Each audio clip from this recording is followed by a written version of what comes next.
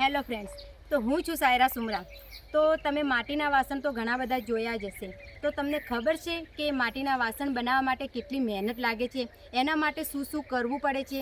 તો તમે સામે જોઈ શકો છો કે જે અમારી પાસે બહુ મોટો માટીનો ઢગો છે, એને અમારે એક ટંકીની અંદર નાખવાની હોય છે, એમાંથી માટી. તો ચાલો એ ટંકી પણ હું તમને બતાવી દઉં છું.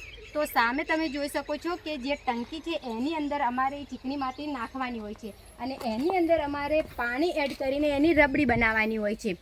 તો આ ટંકીમાં અમારે બરાબરની જે રબડી બની જાય તો એના પછી એ રબડીને અમારે આ જે તમને સામે દેખાતું જ હશે, તો આ નળેથી અમારે એ રબડીને ચાળણીની મદદથી અમારે બહાર કાઢવાની હોય છે, અને એને 3-4 દિવસ માટે એને પડી દેવાની હોય છે, તાકી એ માટી થોડી કઠણ થઈ જાય. અને એ માટી થોડી કઠણ થઈ જાય તો તમે જોઈ શકો છો આટલી જ કઠણ થવા દેવાની હોય છે. એને ચીકણી પણ તમે જોઈ શકો છો. આને અમારે 2-3 દિવસ પડી રાખીને પછી એને બહાર કાઢવામાં આવે છે. બહાર પણ અમારે 2-3 દિવસ પડી મૂકવાની હોય છે. જો તે થોડી વધારે કઠણ થઈ જાય તો એને પછી અમારે મશીનની અંદર કાઢવાની હોય છે.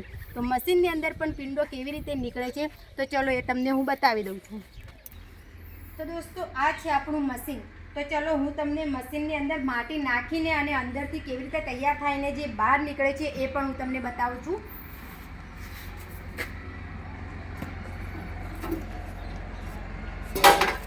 તો આ મશીન છે, આપણે આની અંદર માટી નાખવાની છે અને આપણે તૈયાર થઈને માટીનો પિંડો બનીને ત્યાંથી બહાર નીકળશે. તો ચલો આપણે હવે મશીન ચાલુ કરી દઈએ.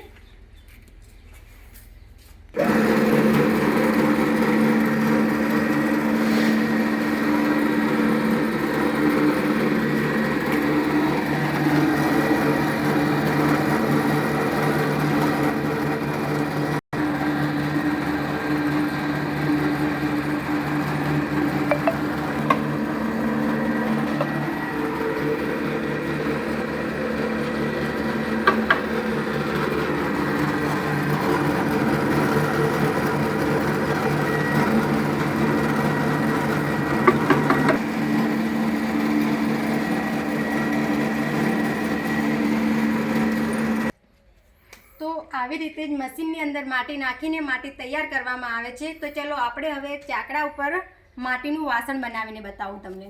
તો આ રીતે આપણે ચાકડા ઉપર માટલું બનાવીશું.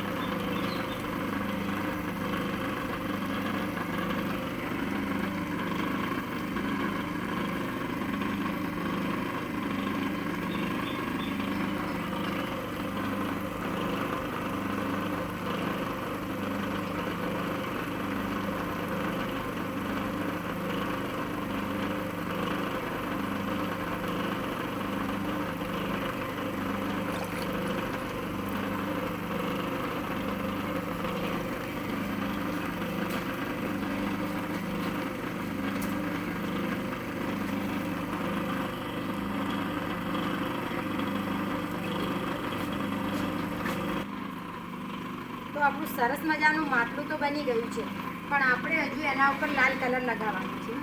તો આ છે આપણો લાલ કલર.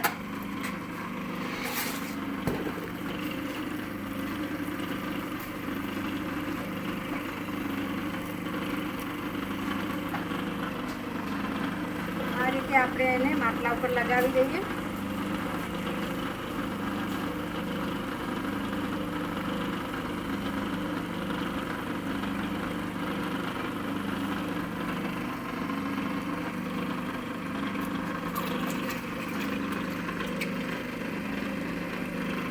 હવે આપણે લાલ કલર પણ લગાવી દીધો છે દોસ્તો. આપણે હવે એક દોરીની મદદથી એને કાપી લઈએ.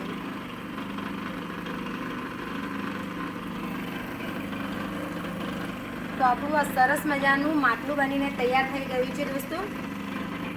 તો દોસ્તો તમને આજનો વિડીયો કેવો લાગ્યો? જો વિડીયો પસંદ આવે તો લાઇક શેર સબસ્ક્રાઈબ કરી દેજો. અને આગલા જે અમે નવો વિડીયો લઈને આવશું એની અંદર હું તમને બતાવીશ કે જે આ માટલા જે ભઠ્ઠીની અંદર પકાવવામાં કેવી રીતે આવે છે, એના ઉપર લાલ કલર પણ કેવી રીતે લગાવે છે, એના થપ્પા કેવી રીતે લગાવે છે, તો એ પણ હું તમને આગલા વિડીયોમાં બતાવીશ. અને તે પહેલાં મારી ચેનલ પર પહેલી વાર આવે તો ચેનલને સબસ્ક્રાઈબ કરવાનું ભૂલતા નહીં દોસ્તો. હવે ફરી મળીશું નવા વિડીયોમાં.